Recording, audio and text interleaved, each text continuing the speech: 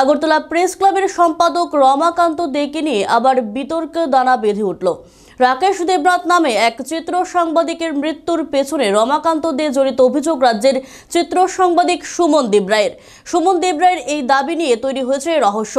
ফেসবুকে এই অভিযোগ পোস্ট করেছিলেন সুমন দেবরায়, যদিও এই পোস্টটি আবার ডিলিট করে দেওয়া হয়েছে। কিন্তু প্রায় 10 বছর পরে রাকেশ দেবনাথের মৃত্যু নিয়ে সুমন দেবরায়ের এই পোস্টটি সাংবাদিক মহলে ব্যাপক আলোড়ন সৃষ্টি করেছে। রমাকান্ত খুন করেছেন চিত্র সাংবাদিক রাকেশ দেবনাথকে। ওই অভিযোগের তদন্ত হওয়া প্রয়োজন বলে মনে করছেন সাংবাদিক মহলের একাংশ।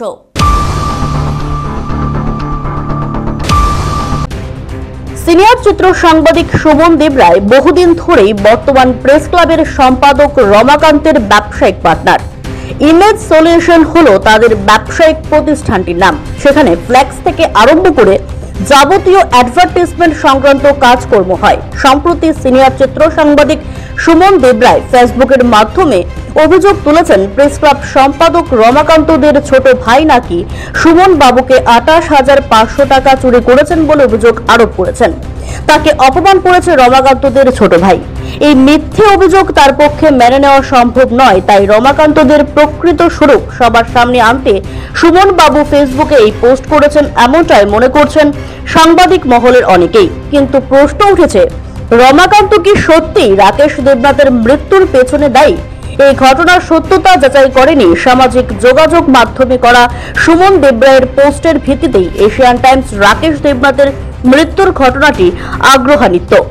সুমন বাবুর এই পোস্টের যৌক্তিকতা যাচাই করেনি এশিয়ান টাইমস। তবে সুমন দেবরায়ের পোস্টের পরিপ্রেক্ষিতে রাকেশ দেবনাথের মৃত্যুর পেছনে যদি সত্যি রহস্য থাকে তা উন্মোচন করতে আগ্রহী এশিয়ান টাইমস।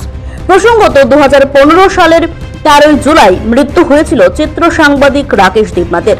রাতে বাড়িতে যাওয়ার পর খাওয়া দাওয়া শেষ করতেই রাকেশ অনবরত বমি করতে থাকে। এরপর সঙ্গে সঙ্গেই পরিবারের লোকজন তাকে জিবি হাসপাতালে নিয়ে যায়। জিবিতে ভর্তি হওয়ার কিছুক্ষণের পরেই চিকিৎসকদের সমস্ত চেষ্টা ব্যর্থ করে রাকেশ দেবনাথ মারা যান।